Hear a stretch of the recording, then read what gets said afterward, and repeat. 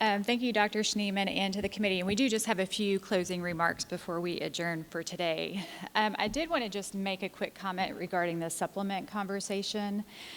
For historically the dietary guidelines that have focused on 2 years and older, it has been a focus on meeting nutrient recommendations through foods.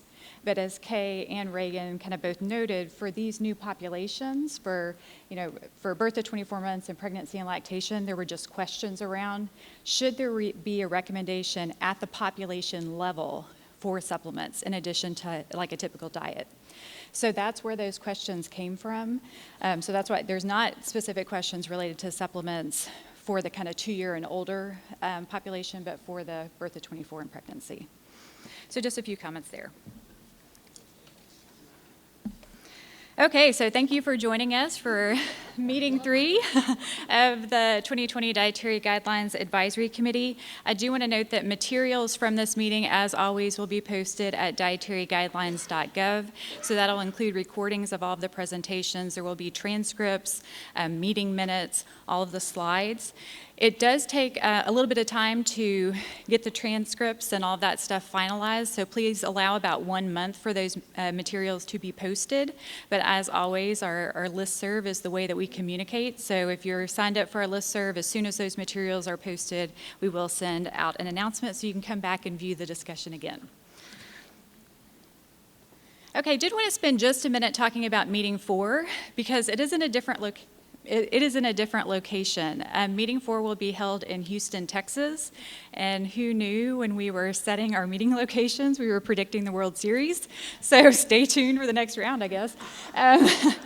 So yes, our next meeting is in Houston on January 23rd and 24th at USDA's Children Nutrition Research Center. And the meeting will be held from 9 a.m. to 4:30 p.m. each day, if that helps with your planning purposes. And as we talked about yesterday, meeting 4 will include an opportunity for oral comments to the committee from the public. This will be essentially exactly the same as it was last time. The public will be able to provide up to 3 minutes of oral comments to the committee. And that will be, registration is expected to open for that in early January, so registration is not yet open.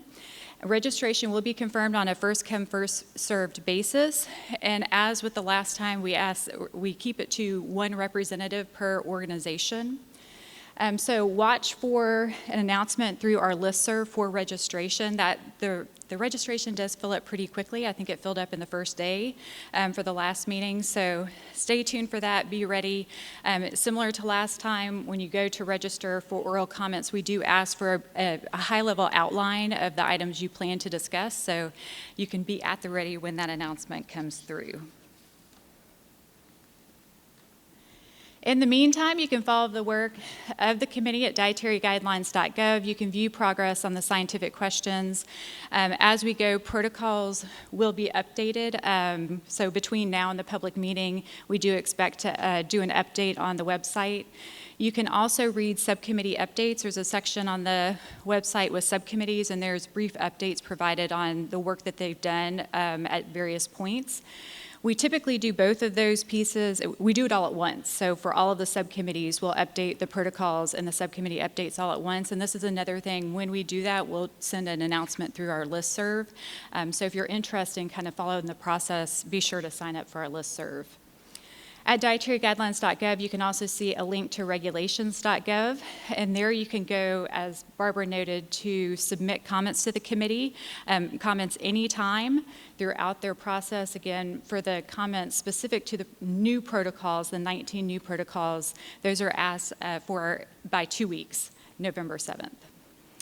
You can also read all the written comments that have been submitted to date. You can check out our recently updated most popular questions page. We do update this page based on the questions that we are receiving, so that is something that we try to keep updated based on questions that are coming in and that we're hearing.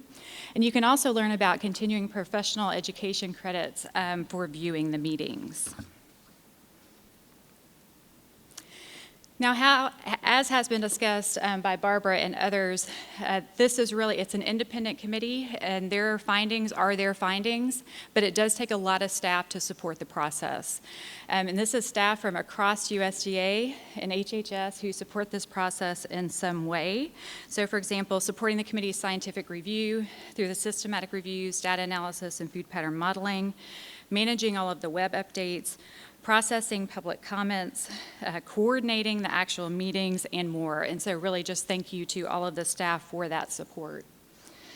I do want to pause for just a second and acknowledge a specific staff member who is retiring next week. And that is Colette Rahan, who is very mad at me right now.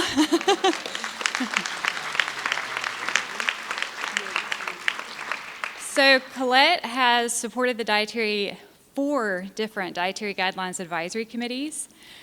She's the director of the Office of Nutrition Guidance and Analysis at USDA Center for Nutrition Policy and Promotion. And I just want to say, you know, she's had just huge dedication to this process, just worked so hard and committed so much. So thanks for your contributions to this process and to the dietary guidelines, and for your 33 years of service. So thank you.